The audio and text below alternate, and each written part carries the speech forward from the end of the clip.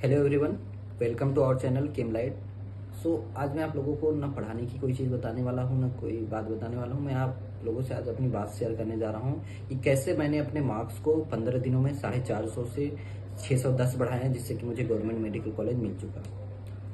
हुआ क्या कि जब मैं 15 दिन पहले मॉक टेस्ट देता था तो मेरे 450 के आसपास मार्क्स आते थे, तो मुझे डिमोटिवेशन जैसा लगता था। लेकिन मैं डिमोटिवेट नहीं होता था, क्योंकि मुझे लगता था कि अगर मैं अपनी गलतियों को सही किया या क्वेश्चन प्रैक्टिस पे ज़्यादा ध्यान दिया तो मैं इस अपने मार्क्स को बढ़ा सकता हूँ। तो मैंने लास्ट के 15 दिनों में क्या क्या किया जिससे कि मेरे मार्क्स 600 के ऊपर आए, जिससे कि मुझे मेडिकल कॉलेज मिला, मैं आप लोगों के सामने शेयर करूंगा। जिससे कि अगर आप लोग भी ऐसी गलती कर रहे हैं तो ऐसी गलती ना करें और आप लोग भी सिलेक्ट हो पाएं। तो देखिए, अगर आपका सिलेबस नहीं कंप्लीट हुआ है तो इसके लिए आप क्या कर सकते हैं कि 2 स्लॉट में अपने टाइम शेड्यूल को डिवाइड कर सकते हैं। पहला टाइम शेड्यूल क्या हो गया कि आप जैसे मॉर्निंग से आपका दोपहर तक का हो गया, आफ्टरनून तक का।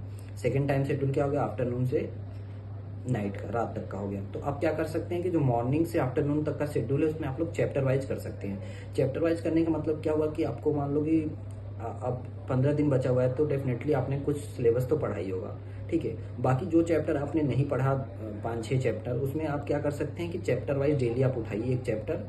उस चैप्टर के 50 क्वेश्चन करिए।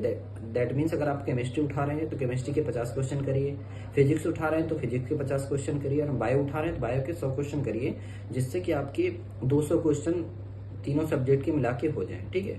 अब ये चीज़ एक हो गई।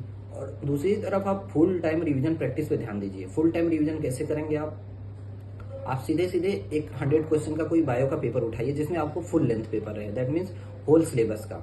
उससे आप 100 क्वेश्चन करेंगे, फिजिक्स के भी सिमिलरली 50 क्वेश्चन करेंगे और केमिस्ट्री के भी 50 क्वेश्चन करेंगे।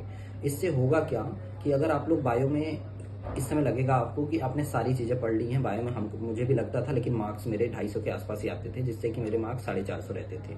तो मैंने किया क्या कि मैं फुल लेंथ पेपर देता था। फुल लेंथ पेपर देने के बाद मैंने क्या किया कि जो मुझे फुल लेंथ पेपर में गलतियां होती थी मेरी, मैं उसको एनालाइज करता था और सेम चैप्टर के टॉपिक जाके मैं पढ़ता था दोबारा। उससे हुआ क्या कि मेरे बायो में मार्क्स इंक्रीज होना चालू हो गए, ठीक है। सेम चीज़ मैंने फिजिक्स में करी। 50 क्वेश्चन में फुल लेंथ करता था, उसमें से ऐसे कुछ क्वेश्चन रहते थे बहुत सारे जो मुझे नहीं भी आते थे। तो उन क्वेश्चंस को क्या मैं करता था कि अगर फार्मूला बेस्ड क्वेश्चन है तो उनके मैं फार्मूला लिख लिया और फिर से उसको देख के सोल्यूशन देख के सॉल्व करता था।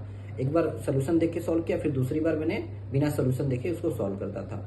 सिमिलरली मैं केमिस्ट्री में भी करता था। अगर मान लीजिए ऑर्गेनिक का कोई क्वेश्चन है, उसका रिएक्शन मुझसे गलत हो गया तो मैं एनसीईआरटी को जाके पढ़ लिया।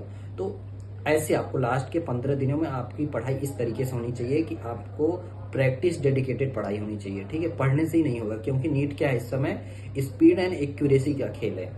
180 क्वेश्चन आपको अटेम्प्ट करने होते हैं 200 में से। 720 मार्क्स का आता है और आपको टाइम मिलता है 3 घंटा 20 मिनट। और आपको इस समय अपना मॉक टेस्ट केवल 3 घंटे में देना चाहिए, जिससे कि आप 20 मिनट क्या करो एक्स्ट्रा रख सको। 20 मिनट में एग्जाम टाइम में क्या होता है, कभी कभी हमको इन्विजिलेटर साइन कराते हैं, बहुत सारी चीज़ें होती हैं।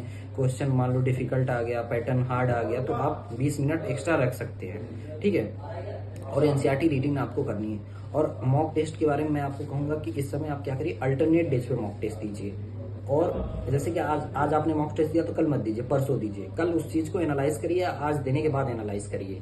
इससे होगा क्या कि आप नीट तक, अगर मैं जो बता रहा हूँ डेली, अगर 400 क्वेश्चन जो मैंने बताया इस तरीके से करेंगे तो आपका नीट तक मिनिमम 6000 क्वेश्चन हो जाएगा। अगर आपने इतना प्रैक्टिस कर लिया ना तो आपका कॉन्फिडेंस लेवल इतना हाई होगा कि आप नीट के पेपर में आपका हाथ चलेगा। हाथ चलने का मतलब कि अगर कोई भी क्वेश्चन आपके पास आ रहा है, तो दिक्कत ये होती है फिजिक्स में बच्चों को ज़्यादा दिक्कत आती है। तो इसमें होता क्या है कि क्वेश्चन देख के वो प्रोसीड नहीं कर पाते हैं। और अगर आप प्रैक्टिस किए रहेंगे तो आपसे क्वेश्चन प्रोसीड होगा, आपको क्वेश्चन आएगा ना, आते हुए क्वेश्चन से आपको फॉर्मूला लगेंगे, आप किसी तरीके से भी उसको सॉल्व कर लेंगे। और मॉक टेस्ट में नंबर कैसे बढ़ाना है मैं आपको बता रहा हूँ। देखिए, 450 से 600 एक साथ नहीं बढ़ता है, ठीक है। तो आप छोटे छोटे टारगेट करिए कि अगर मेरा इस बार 450 आया है तो अगली बार मैं 480 या 490, 30 से 40 मार्क्स आप बढ़ाने का सोचिए, जो रियलिस्टिक है, जो बढ़ सकता है। 450 आपने आज सोचा, कल आप सोच रहे हो कि मेरा 600 आ जाए, तो बिल्कुल अनरियलिस्टिक है, नहीं होगा, ठीक है। 450 से आप 480 कीजिए, 480 से क्या कीजिए आप 530-40 कीजिए, फिर 530-40 से 570। कभी कभी आपका बढ़ेगा नहीं, घट भी सकता है। तो उसमें आपको डीमोटिवेट नहीं होना, आपको अपनी गलतियों को देखना है कि मैंने गलतियां कहाँ की, ठीक है। मैंने जब स्टार्ट किया था तो मेरे 451 नंबर आए थे। उसके बाद मेरे दूसरे में आए थे 485, उसके बाद क्या हुआ कि मेरे 510 नंबर आए थे, लेकिन चौथे में मेरे क्या हुआ 505 आ गए। तो मेरे क्या हुआ कि इसमें बढ़ा तो नहीं, 5 नंबर घट गया। तो मैंने क्या किया कि एनालाइज किया मेरा क्या हुआ। मेरी सिली मिस्टेक ज़्यादा हो गए थे बायोलॉजी में, मुझे थोड़ा सा ओवर कॉन्फिडेंस हो गया था कि मैं कर लूँगा, तो वही मेरा गलती हो गया कि आते हुए भी क्वेश्चन गलती हो गए। तो उन सब चीज़ों को मैंने सुधारा, तो मेरे अगले में क्या हो गए 550 आ गए। अब फिर गलतियाँ मैंने सुधारता गया मैं अपनी गलतियाँ, तो मेरे 600 के ऊपर आने लगे। फिर नीट में भी मेरे 610 नंबर आए। तो यही सब चीज़ें हैं कि आप गलतियों को एक तरफ करके आप चैप्टर पे फोकस कर सकते हैं। डिमोटिवेट मत होइएगा इस समय, कोई भी डिमोटिवेशन वाली चीज़ें आप मत देखिएगा, अपना कॉन्फिडेंस हाई रखिएगा। तो यही सब सारी चीज़ें हैं जो आप कर सकते हैं। ज़रूरी नहीं है कि आप मेरा ही तरीका फॉलो करिए। आप जिस तरीके से अभी आपके नंबर बढ़ रहे हैं, मैंने अपना तरीका बताया कि मैंने किस तरीके से नंबर बढ़ाए अपने। अगर आपके तरीके से आपका नंबर बढ़ रहा है तो आप उसी को फॉलो करिए।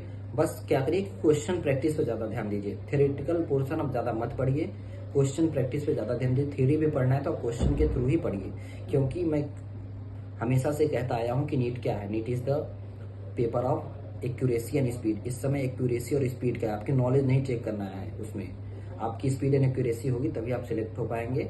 तो आप प्रैक्टिस करते रहिए, कीप मोटिवेटेड एंड